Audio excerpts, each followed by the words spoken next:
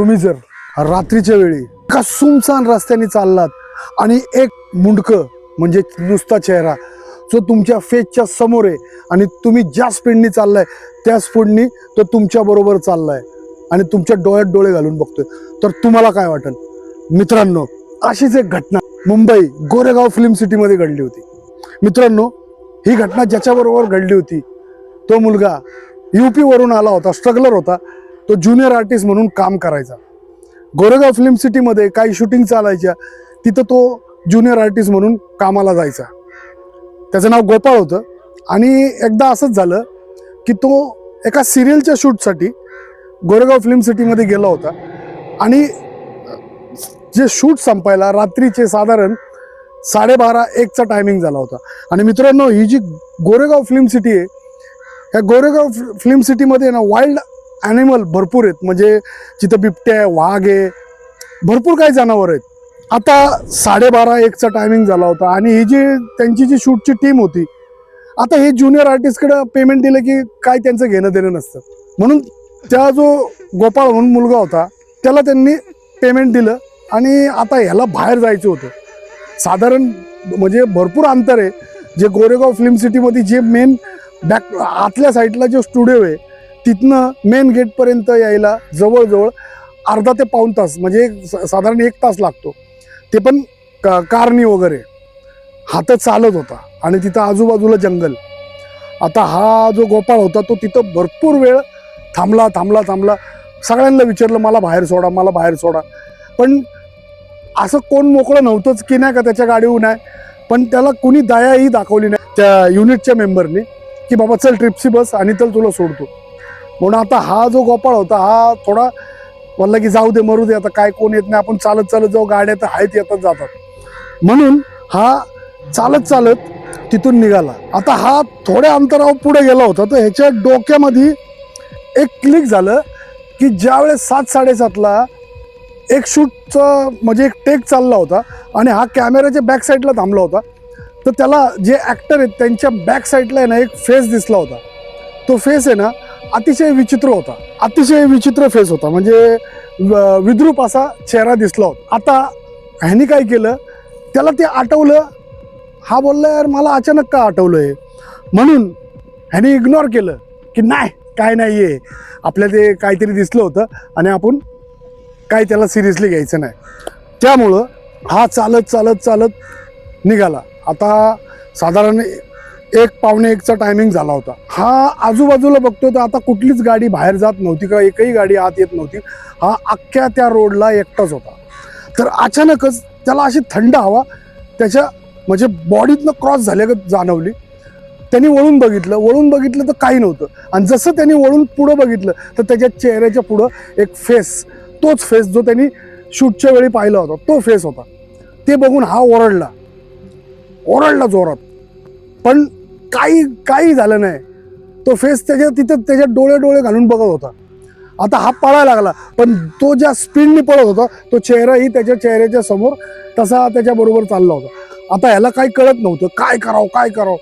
आता हा UP साईडचा होता.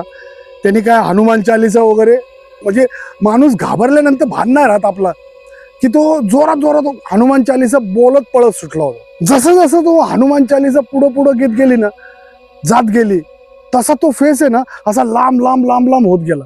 आता ह्याला हे कळून चुकलं की आपण हनुमान चालीसा बोलतोय ना, तर तो फेस आहे ना आपल्यापासून लांब चाललाय. म्हणून त्याला एक हिंमत आली आणि तो आता असं वाटत होतं की तो त्या फेसच्या मागे पळतोय आणि तो फेस पुढे पळतोय आणि हा हनुमान चालीसा जोरात बोलतोय. मित्रांनो, कुणाला कधी कोण वाचवल ह्याचा खरंच म्हणजे ते देवाने ठरवलं वाचवायचं तर कुठल्याही रूपात येऊन वाचू शकतो. मित्रांनो, तुम्ही भरोसा नाही करणार, त्या रात्रीमध्ये गोरेगाव फिल्म सिटीमध्ये जो हा गोपाळ ज्या रोडनी पळत होता आणि तो फेस त्याच्या तिकडे पुढे चालला होता, तिथं अचानकच रोडला एक वाघ आला. हे बघून गोपाळ घाबरला की वाघ आहे, म्हणून गोपाळ तिथंच थांबला. पण मित्रांनो, तो जो फेस होता तो लांब होत गेला आणि तो वाघ जो होता त्यांनी गोपाळला पाहिलं होतं, पण तो त्या फेसच्या दिशेला चालला होता. आता हे बघून गोपाळ एवढा घाबरला होता, पण त्याच्या अंगामध्ये एक ताकदच निर्माण झाली होती हनुमान चालिसाची. तो हनुमान चालिसा बोलतच होता. तो वाघ बघतोय हा की वाघ त्या फेसच्या मागं पळतोय, चाललाय म्हणजे त्या दिशेला, तो फेस लांब लांब चाललाय. तेवढ्या वेळात आहे ना मित्रांनो, एक कार आली. ते पण तुम्ही इमॅजिन नाही करणार की त्याला कोणी वाचवलं असेल. आज ती सेलिब्रिटी एवढी मोठी आहे जिने गोपाळला वाचवलं. आज मी मुद्दामून नाव नाही घेत, कारण काही इश्यू होऊ शकतो, कुणाला नाव घेतलेलं आवडतं, कुणाला पटत नाही. पण ती सेलिब्रिटी सगळ्यात टॉप लेवलला आहे.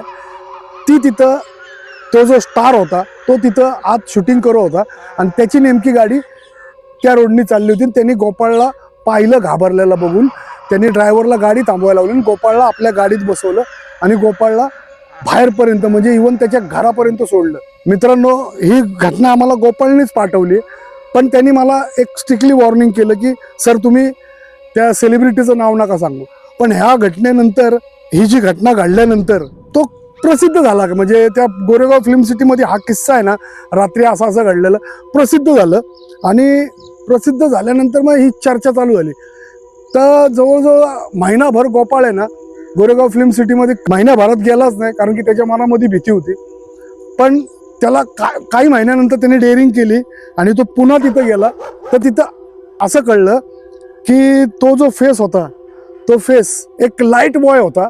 तो इथं शूट करत होता आणि त्याला तिथं मागच्या मागाबाजी त्यांनी लाईट धरली होती आणि त्याला वाघाने आहे ना उचलून नेला होता. त्या जो लाईट बॉय होता त्याला रात्रीच्या वेळी वाघाने उचलून नेलं होतं. त्याचं धडच घावलं होतं, पण त्याची मान भेटलीच नव्हती अंतिम संस्कार करायला.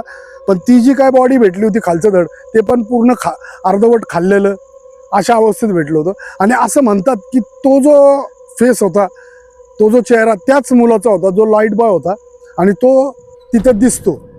भरपूर जणांनी पाहिलेलं आहे रात्रीच्या वेळी त्याला. ती चेहराच दिसतो, फक्त मानच अशी हवेत दिसते. भरपूर सेलिब्रिटींनी पण पाहिलंय, भरपूर ॲक्टर लोकांनी पाहिलंय. तो किस्सा तिथं भरपूर फेमस आहे. आता ह्या घटनेला एक 4-5 महिने झालते. त्याच्यानंतर हा जो गोपाळ होता हा पुन्हा हेच इथलं कामधंदा सोडला, सगळा ज्युनियर आर्टिस्टचं काम सोडलं. तो गावाला गेला आणि तिथं जाऊन लग्न वगैरे केलं आणि तिथं छोटंसं हॉटेल काढून राहतोय. मित्रांनो, त्यांनीच, त्याच गोपाळनी आम्हाला ही स्टोरी पाठवली. मित्रांनो, त्याच्याच बरोबर हा किस्सा घडला होता. मित्रांनो, अशाच मिस्टिरियस, हॉन्टेड, हिस्टॉरिकल, हॉरर घटना ऐकण्यासाठी तुम्ही आमच्या चॅनलला नक्की फॉलो करा. आणि हा डिस्क्रिप्शन बॉक्समध्ये माझी इंस्टाग्रामची लिंक आहे, त्याच्यावर तुम्ही आम्हाला तुमच्या फॅमिलीबरोबर, तुमच्या मित्रांबरोबर, तुमच्याबरोबर असं काय घडलं असेल तर तुम्ही आम्हाला पाठवू शकता. आम्ही नक्कीच हे पब्लिश करू. मित्रांनो, हा व्हिडिओ तुम्हाला कसा वाटला, ही स्टोरी कशी वाटली, हे तुम्ही आम्हाला कमेंट बॉक्समध्ये नक्की कळवा. धन्यवाद.